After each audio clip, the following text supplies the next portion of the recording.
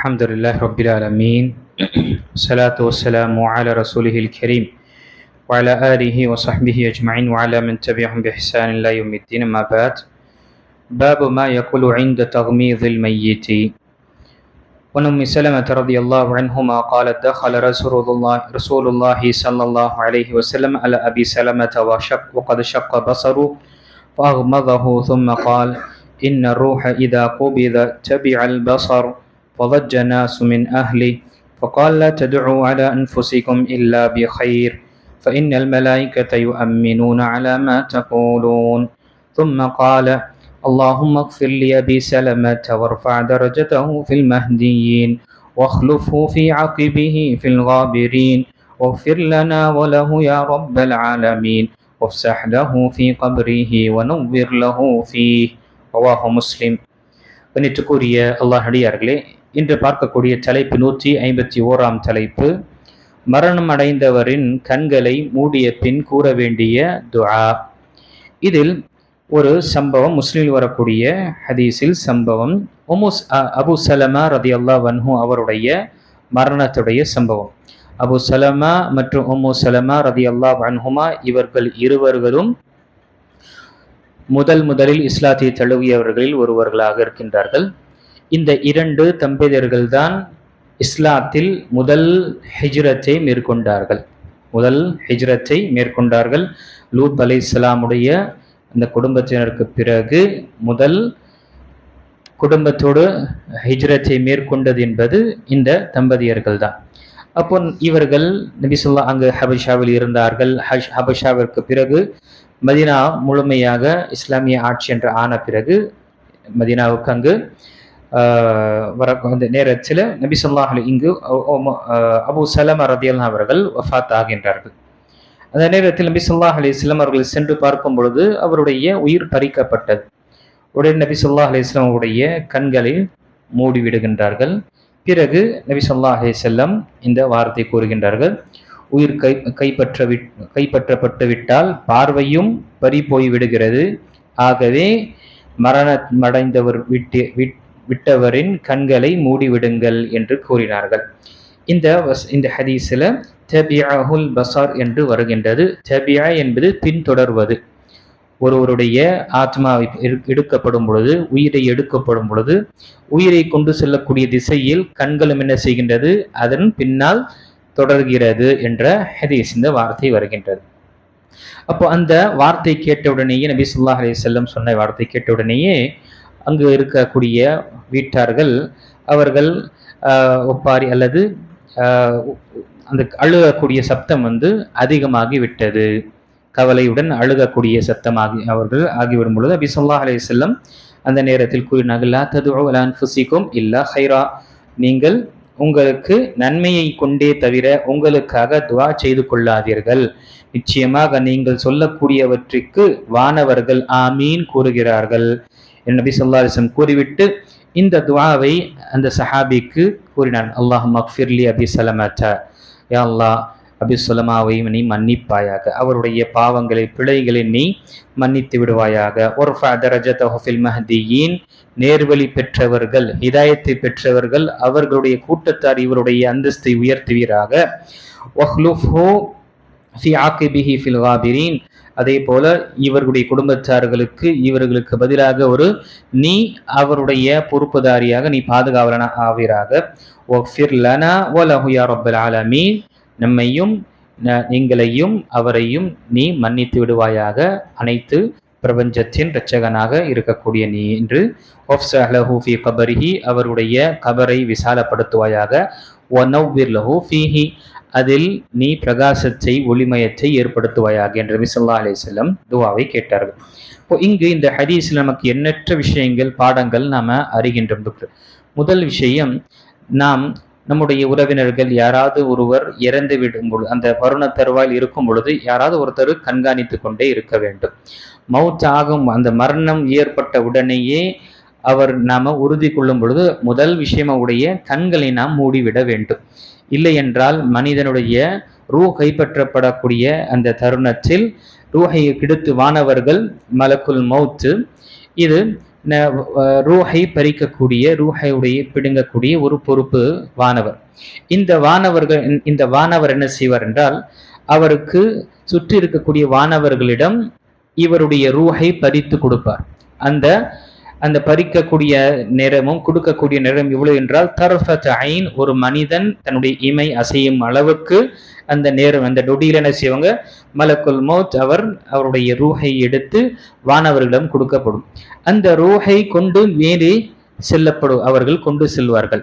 நல்லோராக இருக்கும் பொழுது அவருடைய ரூஹ் மிகவும் நறுமணமிக்க ஒரு உரையிலோ அல்லது பையிலோ போட அதை சுமந்து கொள்ளக்கூடிய ஒரு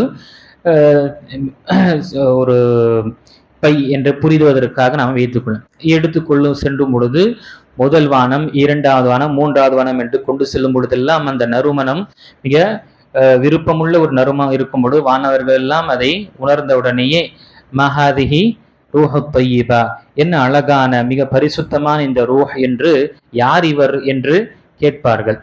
அதே ஒரு மனிதன் பாவியாக இருந்து அல்லாஹை நிராகரித்த வண்ணமாக அவன் முஷ்ரிக்கான நிலையில், இணை வைத்த நிலையில் மரணிக்கும் பொழுது அவனுடைய ரூஹை இப்படிதான் பறிக்கப்படும். மிகவும் துர்நாற்றம் அடையக்கூடிய ஒரு பையில் அவனுடைய ரூஹ் போடப்படும். அதை எடுத்து செல்லக்கூடிய வானவர்கள் எடுத்து செல்லும் பொழுது ஒவ்வொரு வானத்தை கடக்கும் பொழுதுமெல்லாம் அங்கு இருக்கக்கூடிய வானவர்கள், என்ன இது துர்நாற்றம் அடைந்த ஒரு மனிதனாக இருக்கின்றார், இவன் யார் என்று அவர்கள் மிக கடுமையாக கேட்பார்கள். இப்படி முதல் விஷயம், நாம் அவருடைய கண்களை மூட வேண்டும். இரண்டாவதாக அவருடைய உடலை நாம் சீர்படுத்த வேண்டும். உடலை சீர்படுத்துவது என்பது அவருடைய இருக்கக்கூடிய மூட்டுகளை நாம கொஞ்சம் லேசாக இப்படி அதை மடக்கி திரும்பவும் நேராக நாம் வைத்து விட வேண்டும். இரண்டால் எதுவரை உடல் சூடாக இருக்குமோ அதுவரை அவருடைய உடலுடைய அங்கத்தை சரியாக ஆக்கிவிட்டோம் என்றால் அதற்கு பிறகு நமக்கு சிரமம் ஏற்படாது. இல்லை என்றால், ஒரு மனிதன் இறந்து விட்டான் என்றால் காலை மடக்கிய நிலையிலோ அல்லது ஏதோ ஒரு தரத்தில் தூங்கிய நிலையில் இருக்கும் பொழுது அதே நிலையில்தான் மனிதனுடைய உடல் ஆகிவிடும். பிறகு அவருக்கு உசூல் கொடுப்பதும் சரி, கஃனிடுவதும் சரி, அதே போல அடக்கம் செய்யக்கூடிய இந்த கபரிலும் சரி நிறைய சிரமங்கள் ஏற்படும். ஆக நபி ஸல்லல்லாஹு அலைஹி வஸல்லம் அந்த மஃபாசில் என்று சொல்லக்கூடிய ஜாயின்ட்ஸ், எல்லா விதமான ஜாயின்ட்ஸ் என்ன செய்வாங்க, இப்படி இந்த களத்தை இங்கு வரை தோல் வரை இப்படி கொண்டு வந்து திரும்பவும் நேராக்கிடுவாங்க. இந்த காலை நம்முடைய தோல் தொடை, இந்த தொடை அளவுக்கு என்ன செய்வாங்க, மடக்கி திரும்பவும் நேராக்கி விடுவார்கள். அது ஜனாசா குளிப்பாட்டக்கூடியவர்களுக்கு அந்த விஷயங்கள் தெரியும். இது நாம் அறிந்திருக்க வேண்டும். நம்முடைய வீட்டார்கள் யாருக்கு அந்த விஷயங்கள் இருக்கணும், இந்த விஷயத்தை நாம் செய்து விடுவது. பிற இந்த ஹதீஸ்ல நபி ஸல்லல்லாஹு அலைஹி வஸல்லம் நமக்கு கற்றுத்தந்தார்கள். என்ன, ஒருவருடைய வீட்டில் வஃபாத் ஆகிவிட்டார்கள் என்றால் நாம கத்துவதோ கதறுவதோ அல்லது ஒப்பாரி வைப்பது என்பது இது மார்க்கம் நமக்கு கற்றுத்தரவில்லை. மாறாக அந்த நேரத்தில் நல்ல வார்த்தையை நாம் சொல்ல வேண்டும். ஏன்னா அங்க என்ன செஞ்சாங்க, குறிப்பாக அந்த காலத்துல ஒருவர் மரணித்து விட்டார் என்றால் அங்கு இருக்கக்கூடிய வீட்டார்கள் எனக்கு பிடித்த கேடே, எனக்கு பிடித்த சாபமே என்று தன்னையே அவர்கள் தவறாக அந்த குறை சொல்லக்கூடிய அல்லது பத்வா செய்யக்கூடிய நிலை இருப்பார்கள். அது நபி ஸல்லல்லாஹு அலைஹி வஸல்லம் தடுத்து விட்டார்கள். இப்போ இங்கு சப்தமாக கத்திக்கொண்டு அது இருக்கும் பொழுது சில வார்த்தைகள் மனிதன் அறியாமல் சொல்லக்கூடியவனாக இருப்பான். அதற்காக நபி ஸல்லல்லாஹு அலைஹி வஸல்லம் கூறினார்கள், நல்ல வார்த்தையை சொல்லுங்க நீங்க, ஏன்னா நீங்க சொல்லக்கூடிய வார்த்தைக்கு வானவர்கள் அங்கு ஆமீன் சொல்லக்கூடியவர்களாக இருக்கிறாங்க என்று நபி ஸல்லல்லாஹு அலைஹி வஸல்லம். அந்த நேரத்தில் நாம இன்னா லில்லாஹி வ இன்னா இலைஹி ராஜிஊன் என்று சொல்லி அல்லாஹும்ம அக்ஃபிர் லஹு, அல்லது அவருடைய பெயரை கொண்டு நம்ம சொல்லலாம். அல்லாஹும்ம அக்ஃபிர் லஹு, ஒருவர் அப்துல்லா இருந்தா அல்லது அப்துர் ரஹ்மான் யாராவது, அல்லாஹும்ம அக்ஃபிர் லி அப்துர் ரஹ்மான், அல்லது நம்முடைய மொழியிலையும் நமக்கு. ஆனால் நபிகள் நாயகம் ஸல்லல்லாஹு அலைஹி வஸல்லம் பயன்படுத்திய ஒவ்வொரு வார்த்தையிலும் நாம அதற்கு 100 வாக்கியங்களை சேர்த்தாலும் அதற்கு ஈடாகாது. ஆக இந்த சிறிய சிறிய துவாக்களை நாம் மனப்பாடம் செய்து கொள்ள வேண்டும். அல்லாஹும்ம அக்ஃபிர் லி அபி சலமத, பெயரை குறிப்பிட்டு நாம அங்கு துவா செய்வது ஒரு நபி ஸல்லல்லாஹு அலைஹி வஸல்லம் கற்றுத்தந்த ஒரு துவா. அதே போல நாம கேட்கும் பொழுதும், ஒருவர் இன்னார் வஃபாத் ஆகிவிட்டார் என்று நமக்கு கேள்விப்படும் பொழுது அவருடைய பெயரை கொண்டு நாம அல்லாஹும்ம அக்ஃபிர் லி ஃபுலான் என்ற அந்த இன்னாருடைய மகன் இன்னார், அந்த இன்னாரை நாம் குறிப்பிட வேண்டும். கடைசியாக இந்த ஹதீஸில் நபி ஸல்லல்லாஹு அலைஹி வஸல்லம் காட்டி தந்த துஆவை நாம் மறந்துவிடக் கூடாது. இரண்டால் மனிதன் மரணித்து விட்டால் எல்லா விதமான அமல்கள் துண்டித்து விடுகின்றது. இப்பொழுது அந்த மனிதன் யாராவது அவருக்காக துஆ செய்வாரா என்ற அந்த ஆவலுடன் இருப்பார்கள். அதற்காக நாம அவர்களுக்காக ஒரு முஃமின் என்ற அடிப்படையில உதவி செய்த வண்ணமாக அவர்களுக்காக துஆ செய்வது இந்த ஹதீஸில் நமக்கு சொல்லப்பட்டது. குறிப்பாக என்ன சொல்லப்பட்டது? அவருடைய பாவ மன்னிப்புக்காக, பிழைகளை மன்னிப்பதற்காகவும், அதே போல அவருடைய அந்தஸ்தை சொர்க்கத்தில் அந்தஸ்தை உயர்த்துவதற்காகவும், அதே போல அவர்களுக்கு அவருடைய குடும்பத்தினர்களுக்கு பாதுகாப்பாகவும், அவர்களுக்கு பின்னால் யாராவது இந்த பொறுப்பை அவருடைய அனைத்து விஷயங்களை சுமக்கக்கூடியவர்களாகவும் அல்லாஹ் ஆக்குவாயாக. இந்த ஹதீஸு இந்த அபு சலமா ரலியல்லாஹு அவர்கள் மரணித்த பிறகு நபி ஸல்லல்லாஹு அலைஹி வஸல்லம் உம்மு சலமா ரலியல்லாஹு அன்ஹா அவர்களுக்கு கற்றுக் கொடுத்தார்கள் துஆ. அல்லாஹும்ம அஜிர்னி ஃபீ முஸீபத்தி வக்லுஃப் லீ கைரம். யா அல்லாஹ், எனக்கு ஏற்பட்ட சிரமத்திற்கு எனக்கு தகுந்த கூலியை கொடுப்பாயாக, பிறகு இவரை விட ஒரு சிறந்தவரை எனக்கு ஒரு ஏற்படுத்துவாயாக என்று இந்த துஆவை நபி ஸல்லல்லாஹு அலைஹி வஸல்லம் கற்றுத்தந்தார்கள். அப்போ உம்மு சலமா ரலியல்லாஹு அன்ஹா அவர்கள் தன்னிடம் கேட்க, அபூ சலமாவை விட சிறந்த கணவர் யாராக இருக்க முடியும்? இந்த மதீனாவில் யாருமே அப்படிப்பட்டவர்கள் இல்லையே. உண்மையாக அப்படிதான். அந்த இரண்டு தம்பதியர்களுடைய வாழ்க்கை கண்டிப்பாக ஒவ்வொரு குடும்பஸ்தர்களும் அதை படிக்க வேண்டும், உணர எப்படி அவர்களுடைய வாழ்க்கை இருந்தது. அப்போ சரின்னு சொல்லிட்டு அந்த உம்மு சலமா ரலியல்லாஹு அன்ஹா அவர்கள் நபி ஸல்லல்லாஹு அலைஹி வஸல்லம் கற்று தந்தாங்க என்று அந்த துஆவை கேட்கக்கூடியவர்களாக இருந்தார்கள். அல்ஹம்துலில்லாஹ். அதற்கு பிறகு நபிகள் நாயகம் ஸல்லல்லாஹு அலைஹி வஸல்லமே அவர்களுடன் திருமணம் முடிக்கக்கூடிய அந்த தருணம் ஏற்பட்டது. அதற்கு பிறகுதான் உணர்ந்தார்கள், உண்மையாகவே அபு சலமாவை விட சிறந்த ஒரு நபி ஸல்லல்லாஹு அலைஹி வஸல்லம் தான்.